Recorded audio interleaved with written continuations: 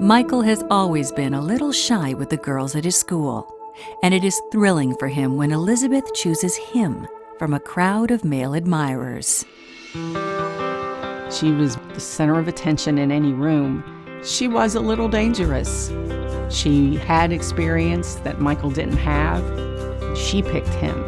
That made Mike feel very, very special. Michael brings Elizabeth home to meet his family, but the visit doesn't go as planned.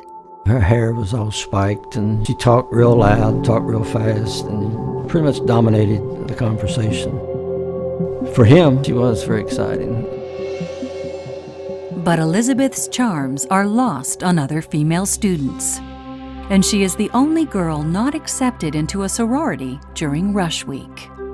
I think there was plenty of attitude going back and forth both ways.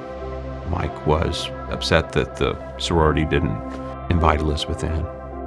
All she was doing was partying, from what I can gather. I don't think she was going to class at all while she was here.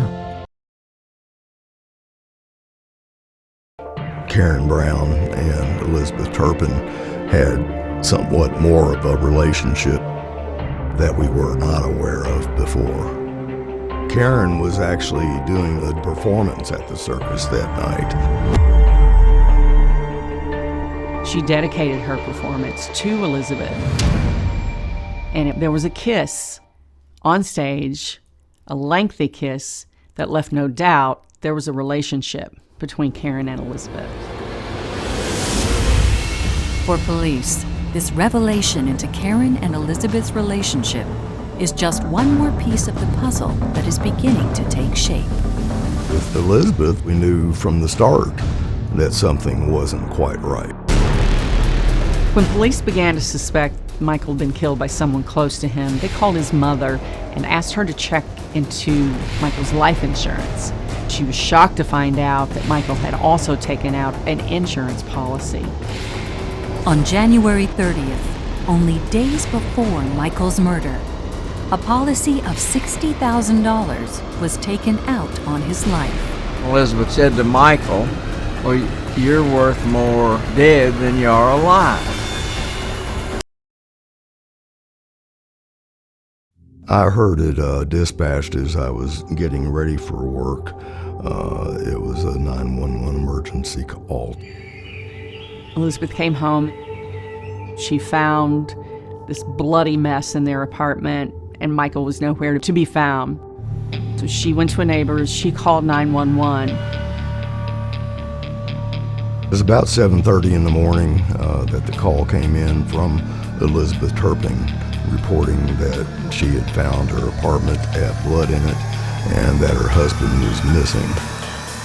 She was very fearful he was in grave danger, if not already been killed. I hoped that we just had an assault and that we would find Mike Turpin somewhere and alive and well. Patrol units arrived on the scene very quickly. At the scene, you're taking notes and you're trying to think of a plan to take the thing further, but quite frankly, without a body, it's difficult. One of the patrol officers came and got me out of the scene, telling me that the victim's parents were at the scene down in the parking lot. So I immediately walked down there to let them know what I knew at the time. He began asking me all kinds of wild questions that really angered me at the time. He says, do you know that Mike's in the mob? Or do you know that Mike's selling drugs? And all this stuff. And I said, oh, no. And I said, who is telling you that? And he says, Elizabeth. And I said, well, that makes sense. I said, where is she? I looked around to the other apartment, and she had the door cracked open and was just peeping out the door, wouldn't even come out to see me. You know, and this is, my daughter-in-law and my son's missing, and she won't even come out to see me, which really, really raised a red flag at that time.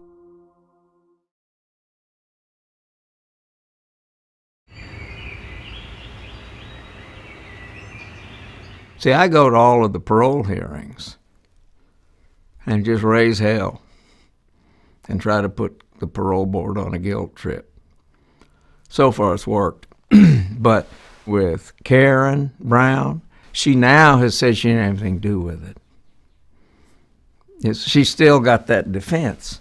And the bottom line is it never ends. What people don't understand, you know, and this is the truth, in America, pay attention, you two, in America, we give people 30 days to get over a loss. After 30 days, they don't want to hear about it anymore. But with a Maggie Winstanley or a Don Turpin, they don't want to quit talking about it. It's the last thing they think about before they go to sleep, and it is the first thing they think about when they wake up.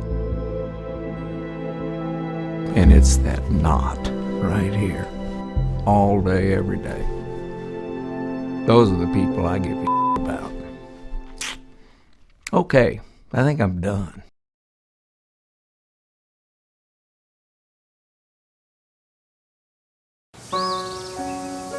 Mike was a typical little boy. He was into everything. He was a big baby when he was born, but then he started growing, and by the time he was into middle school, he was already getting close to 6 foot tall.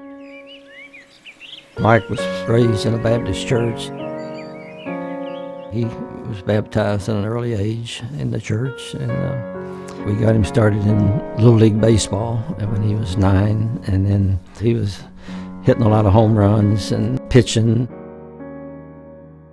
He was the best that you could have. You know, you never had to worry about him. He didn't give us any problems at all. I taught him how to drive, and he never had a wreck. He was a good student. Met Mike in high school band. He was super nice and tall and handsome. Mike had so many friends. He was really into the band with Scott and Danny, and they would carry on and play pranks on each other. And one morning we woke up and I opened the door, and I guess about 10 bags of leaves just fell in the front door. So always playing pranks. One day, as Mike was getting to play his saxophone, it was pretty bad.